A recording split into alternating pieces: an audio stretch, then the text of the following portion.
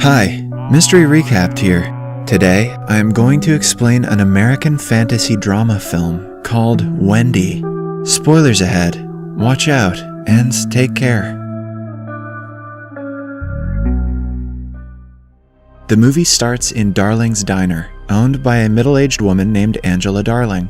She has 3 kids, 2 twin sons, James and Douglas, and a younger daughter, Wendy. Their diner lies right by a railroad in the rural South and is always filled with people. It is a happy and lively place where everybody loves little Wendy. One day, a little guy named Thomas Marshall is in the diner enjoying a meal for his 7th birthday. His grandmother jokes that he will be a cleaner at the diner when he grows up. Thomas retaliates. He wants to be a pirate, but the seniors just laugh at him. Overwhelmed with emotions, he walks outside when no one is watching. Little Wendy, who is some years younger than Thomas, crawls towards the window and watches as he gets on a moving train. There seems to be another child on the train with him, whose face isn't clearly seen. Time passes and Wendy gets older, but she never forgets what she saw that day. She becomes more imaginative with time and often writes her own bedtime stories about adventures. At only 9 years old, she has a thirst for adventure and is willing to take risks for a rush of adrenaline. As Wendy helps her mother and brothers at the diner, we see a notice on a board that says Thomas disappeared at the age of 7 and has never been found, along with another 13-year-old boy, indicating that children go missing frequently in the town. Wendy is calm and composed, in contrast to her brothers, who are always dancing, singing, and making noise. The 4 of them are a happy family nonetheless. One night, on the boys' demand, their mother tells them a bedtime story about her life. She claims that she was wild when she was younger and had dreams and aspirations that people would make fun of her for. She once hitchhiked to California and stole cars on her way. Wendy thinks it's cool that her mom's a criminal and asks her what her dreams are now. Angela replies that she wants to take care of her children. She adds that as people get older and things change, their dreams also change. This makes Wendy sad because she never wants to give up her dream of going on several adventures, and she doesn't want to get old either. The following day, after school, the kids go to a canal to fish. James and Douglas are busy when Wendy runs towards the railway tracks. She sees a train and chases behind it, hoping to board it as Thomas did years ago, but she falls along the way and misses it. While returning home, she remembers her brother's words, "Your life will go by and nothing will ever happen." At night, everyone is asleep, but Wendy keeps herself busy by making up stories about stars. Suddenly, a mysterious red light passes through the window, and the sound of a train approaching is heard. She looks outside the window and sees a boy playing and running on top of a moving train. It is the same little boy named Peter who was with Thomas when he disappeared. Wendy wakes her brothers up and climbs out of the window to get a closer look. The boys follow behind her but cannot stop her before she jumps on the train. They too get on board, following their sister. Wendy spreads her arms, feeling free for the first time. Then, they are approached by a laughing Peter. The guys ask him what their stop is, but Peter replies that there are no stops, because this is an adventure. In the morning, Peter tells Wendy that the world has no end. It goes on and on forever, past the restaurants and the houses. Peter is a flat earther. When they reach above a river, Peter asks them to line up on the edge of the train. The kids do it without asking any questions, and yell in fear when they are pushed into the river by him. Peter jumps behind them and introduces them to a kid on a boat. All of them get on the boat and sail to the sea, eventually reaching a volcanic tropical island. A fish-like creature from the sea makes a noise that Peter claims is the mother welcoming them. Seeing the magical island, Wendy remembers the voice in her head that used to ask her to sneak into the night. She figures that the noise has been coming from the island all along. An active volcano is shooting out smoke in the air, indicating the magical charge of the place. Peter runs into the woods with his friend, making the siblings follow them. On their way, they are terrorized by smoke coming out of the ground. A while later, they meet a guy their age, singing a melody to the big volcano. Wendy joins him out of nowhere. Peter approaches them and says that their singing was hopeless. He meditates and performs some hand gestures of his own, triggering the volcano. The others run away in fear and excitement. Suddenly, a little boy comes running their way, who Wendy recognizes as Thomas. Although he was older than her when he ran away, he doesn't seem to have aged a day. Upon inquiry, Thomas claims that he is a Blackbeard and runs away. At night, the other kids play and laugh around the confused Darling siblings. Eventually, they join the others and start singing the same melody from earlier.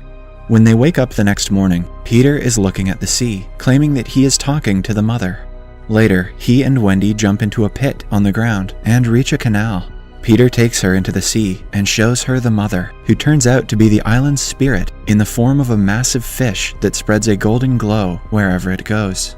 Peter explains that when the first child laughed for the first time, the mother rose up to the surface from the center of the earth to watch over them.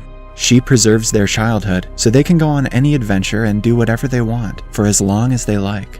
However, the magic only works if you maintain faith in the mother. If someone stops believing in her, they will age at an exponential rate and turn old. For the next few days, life is like a movie for the children. They play, dance, sing, and laugh from day to night without any care. Douglas and James completely forget about their mother back home, but Wendy thinks to herself that she is just extending her visit and will return home once she is done having fun. One day, Wendy wakes up to see an elderly man wandering close by. When she greets him, he runs off into a barren side of the island. The children explain his name is Buzzo, a former member of their group who lost faith in Mother when he lost his best friend, and so aged into an old man. After that, they find a capsized boat called the Manana in the sea. The Darling siblings swim to the boat to inspect it. Douglas is skeptical about swimming into the compartments of the ship, but he agrees when James calls him a coward. The three dive into the compartment, but only James and Wendy emerge from the other side. Worried for Douglas, they dive back inside, but are unable to find him. The other kids also help them look, but are unsuccessful. Eventually, they drag their brother and sister out of the water, assuring them that Douglas must be fine. Because he was his twin, this affects James the most. When he wakes up the next day, his hand has wrinkled and turned old. Wendy realizes that James has lost faith in the mother and asks her to keep it a secret from the others. However, Peter soon finds out about it. James tries to snatch Peter's sword to cut off his old arm in order to stop the aging process. Peter volunteers to do it himself and cut his arm.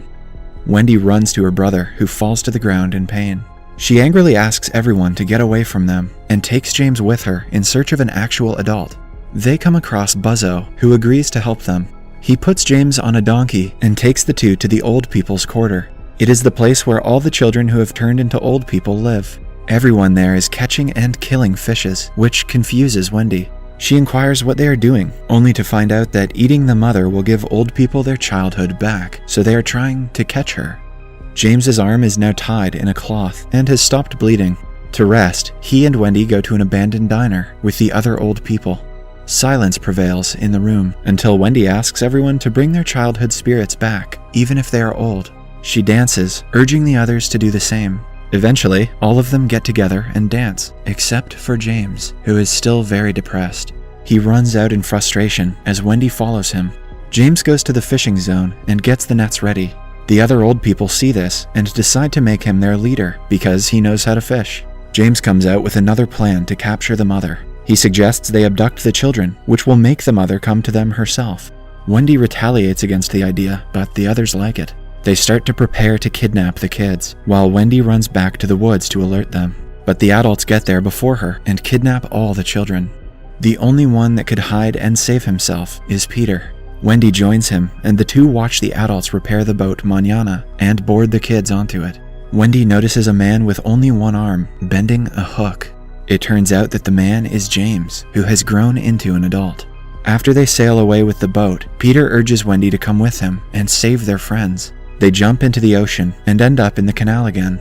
There, Peter tells Wendy about his family back home. Wendy wanders off to the other side of the canal to find Douglas, alive and well. The two reunite and set off to look for their friends on a rowboat.